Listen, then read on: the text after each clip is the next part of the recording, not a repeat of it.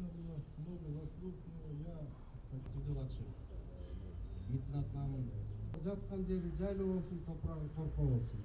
Рахмат келгениңизге. Кайгырыбызды тең бөлүшүп жүргөнүңүзгө. Куруп аткан мезгилде дагы ээлик жардам бергенбизби?